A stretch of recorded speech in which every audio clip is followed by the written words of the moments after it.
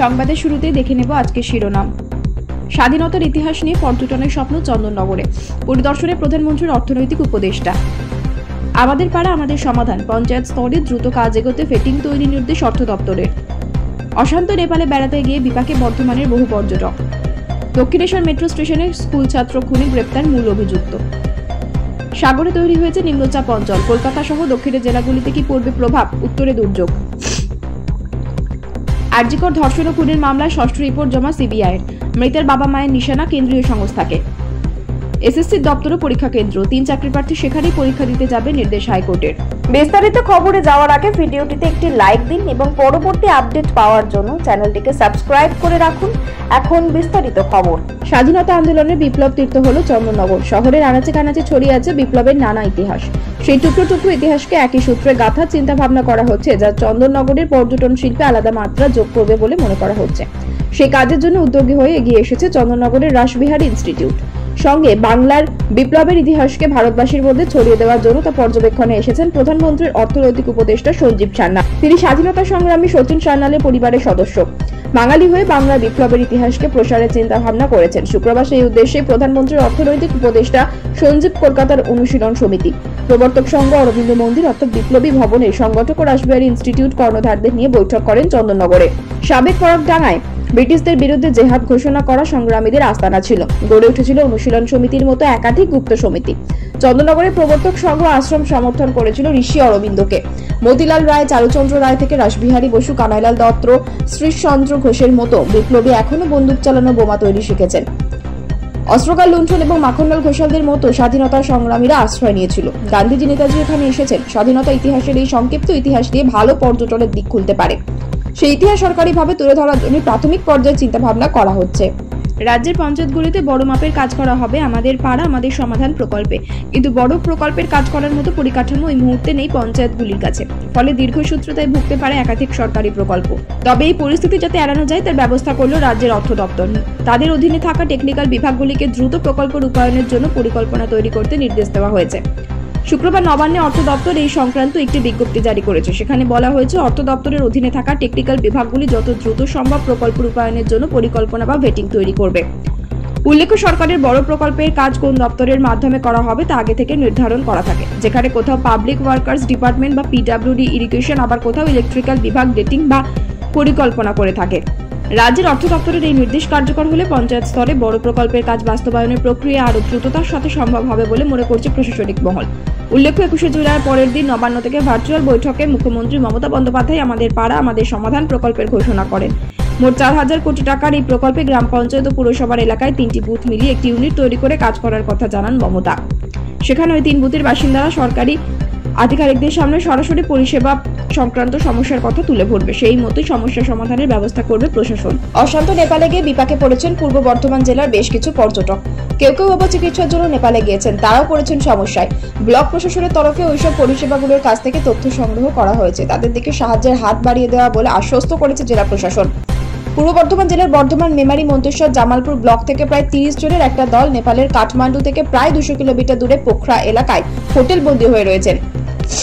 আগামীকাল শনিবার তাদের ফেরার কথা, কিন্তু কিভাবে ফিরবেন তাদের কিছুই জানা নেই। যদিও পর্যটকদের অনেকেই তাদের বাড়ি লোকেদের সঙ্গে যোগাযোগ করে জানিয়েছেন যে সেখানে তারা সুস্থ আছেন। এমনকি সেখানে আটকে থাকা কোনো সমস্যায় তাদের পড়তে হয়নি। মন্তেশ্বর এলাকার বাসিন্দা অবসরপ্রাপ্ত শিক্ষক কাজল কুমার মণ্ডল, তিনি মশা গ্রামের একটি পর্যটন সংস্থার মাধ্যমে নেপাল ভ্রমণে গিয়েছেন চলতি মাসের 4 সেপ্টেম্বরে। নেপালে যখন পৌঁছন তখন সেখানে কোনো সমস্যা ছিল না, কিন্তু 3 দিন পর তারা যখন কাঠমান্ডু পৌঁছন তখন থেকেই পরিস্থিতি একদম বদলে যান। তারপর থেকেই তারা হোটেল বন্দী হয়ে আছেন। মেমারির বাসিন্দা নারায়ণ প্রামাণিক জানান, তারা পোখরা এলাকায় যে হোটেলে বন্দী আছেন তার কয়েকটা হোটেল আগে 2টো হোটেলে হামলার ঘটনা ঘটেছে। ফলে তাদের হোটেলের মালিক তাদের নিয়ে চিন্তায় রয়েছেন।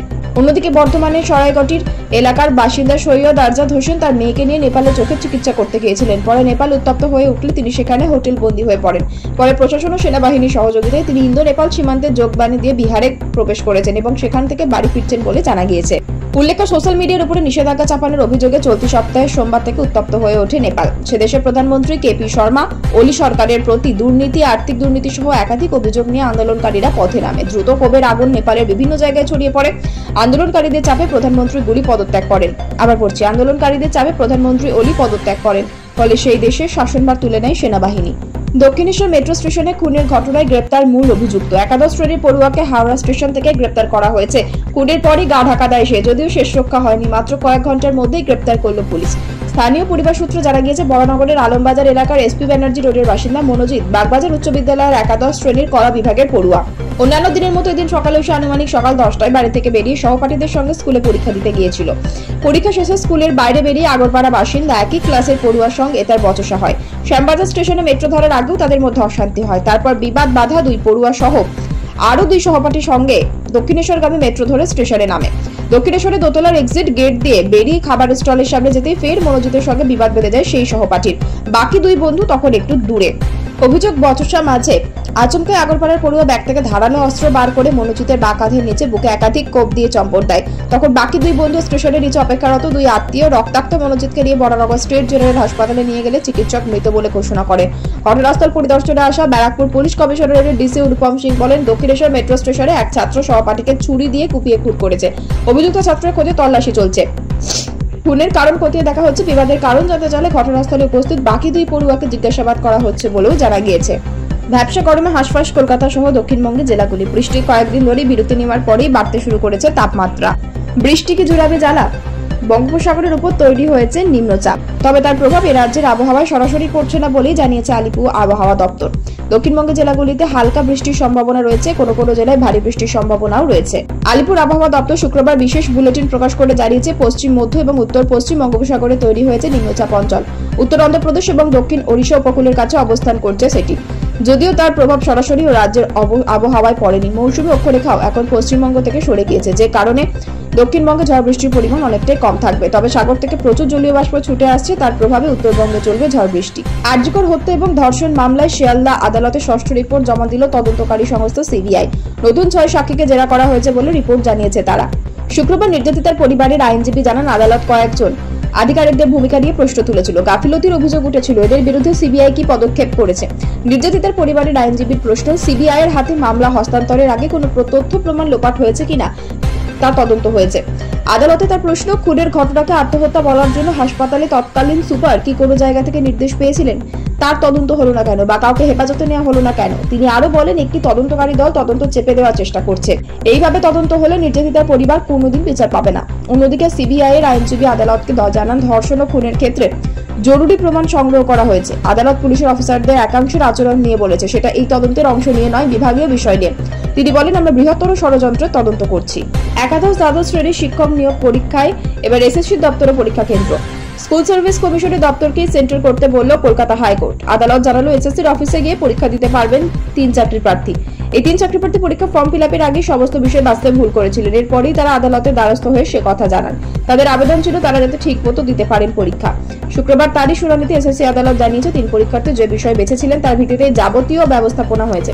শেষ মুহূর্তে এসে তা পরিবর্তন সম্ভব নয়। এরপরেই আদালত জানায়, কমিশনের অফিসেই ওই প্রার্থীদের পরীক্ষার বন্দোবস্ত করতে হবে। হাইকোর্টে এই 3 চাকরি প্রার্থী হয়ে মামলা লড়েছেন আইনজীবী ফিরদৌস শামীম এবং গোপা বিশ্বাস।